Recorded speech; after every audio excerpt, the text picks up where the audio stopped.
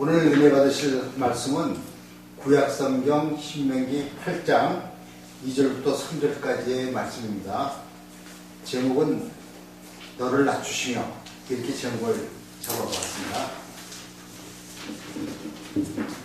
다들 아시겠지만 이스라엘 백성이 애굽에서 400년 종살이를 하다가 해방돼서 요단강 건너서 약속의 땅 가나안 땅으로 갈 겁니다.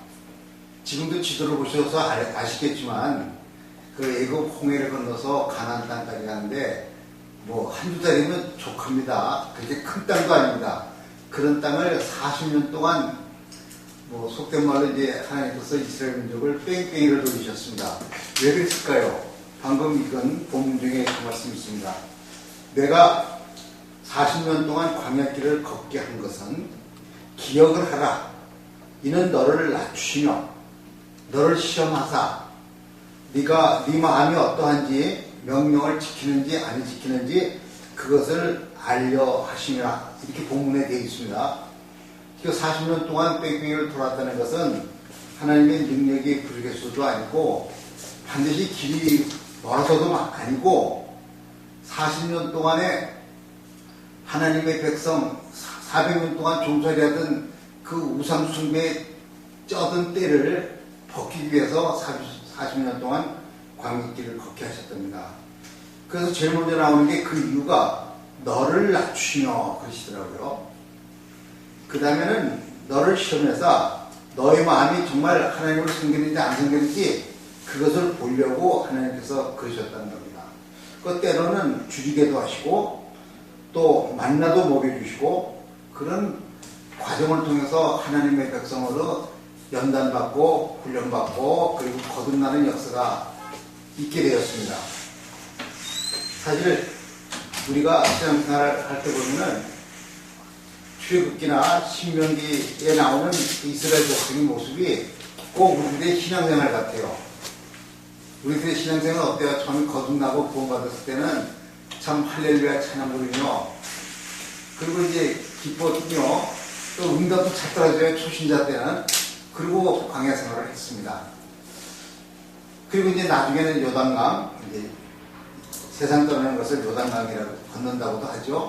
그 요단강을 건너서 이제 가나안 복지에 가게 되어 있는데 하나님께서는 왜 그렇게 40년 동안 한두 달이면 갈 거리를 한번 말씀드렸지만 우리 하나님의 백성 이스라엘 민족을 하나님의 자녀로 굳게 세우기 위해서 연단하시고 단련하시고 그리고 여러 가지 사건을 통해서 하나님이 아니면 안 되겠다. 오로지 하나님만이 우리의 모든 것이다. 이거 깨닫게 하기 위해서 하나님께서는 그러셨다고 그럽니다.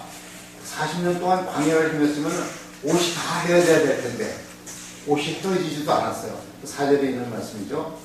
그리고 발이 부르짖기만 한데 40년 동안 광야길을 행진하는데도 발도 부르짖지도 않았다 그래요. 그것은 하나님께서 이스라엘 민족과 함께 하셨기 때문입니다. 이 모든 말씀을 줄이면 순종이 훈련이라고 할 수가 있습니다. 순종. 왜 하나님께서 이 순종의 훈련을 시키셨냐면요.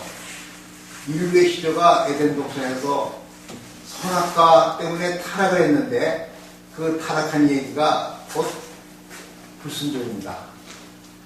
그냥 요즘 말로 이제 팩트라고 한다면은 사실관계만 본다면은 하나님께서 먹지 말라는 과일을 따먹는 게 팩트 사실이에요. 근데 그게 그렇게 심각한 문제인가요? 에덴에서 내쫓고 하나님 범죄하고 이제 구원의 자리에서 떨어지게 하는 그렇게 심각한 죄냐고요. 과일 하나 먹는 게 심각한 죄죠. 겉으로 봐서는 과일 하나 먹는 것 뿐인데 사실은 왜 먹었냐? 하나님의 말씀을 믿지 않고 하나님의 말씀을 거역했다는 뜻이잖아요. 그래서 선악과를 먹은 거라고요. 그렇다면 문제는 먹었다는 게 중요한 게 아니라 하나님의 말씀을 믿지도 않고 하나님의 말씀을 순종하지도 않고 그게 죄의 핵심이라는 겁니다. 왜 또 그런 마음을 먹게 되냐? 하나님 앞에 겸손하지 못했다는 거죠. 내가 다 한다 이거죠. 이런저런 일 할 때 하나님께서 간섭하시면은 하나님 좀 빠져주세요. 우리 인간이 다 알아서 할 테니까 주님은 좀 빠져주세요.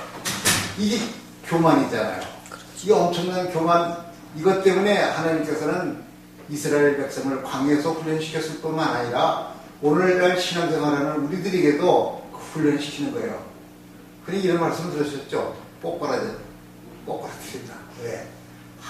미워서 꼬꾸라뜨리는 게 아니고 하나님의 말씀을 순종하는가 안 하는가 그것을 보기 위해서 여러 가지 상황 속에서 이끌어갈 때 우리 마음을 우리 예수 처음 믿고 뭐 예수 영접한다 그러잖아요. 그때 우리들이 하는 게 뭡니까?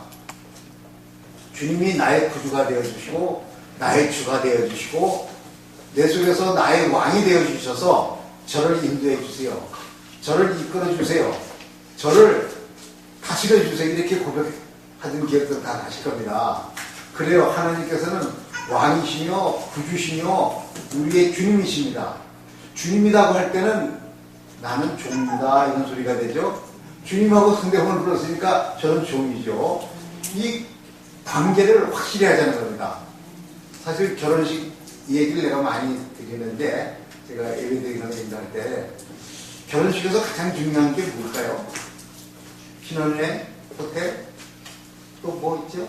뭐 들러리, 뭐 등등 많은데 그거 다 소용없어요. 진짜 결혼식의 핵심은 뭐죠?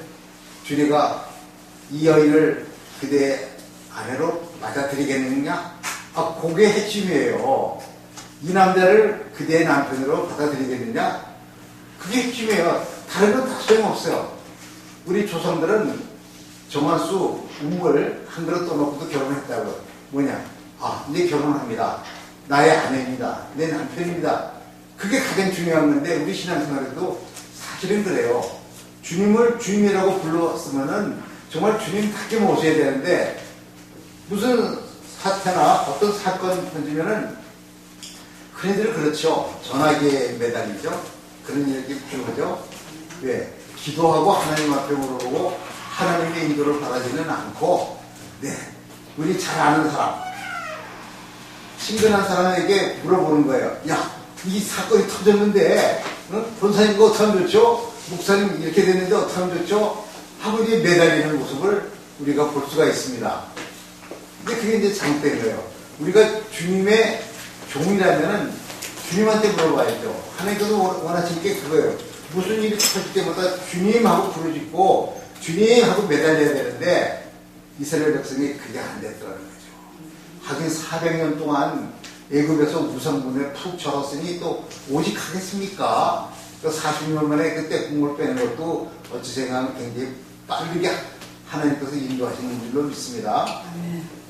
하나님께서 그 순종 훈련을 시키기 위해서 그리고 순종하지 못하는 그 마음속에는 교만한 마음이 들어가 있는데 그 교만함을 빼버리기 위해서 하나님께서는 우리를 광야길 40년을 뭐라 하냐면 너로 낮추게 하시고 그러기 위해서 했다. 정말 너희들이 나를 섬기는지 안 섬기는지 내 말을 듣는지 안 듣는지 그거 확인해 보려고 그랬다고 그랬습니다.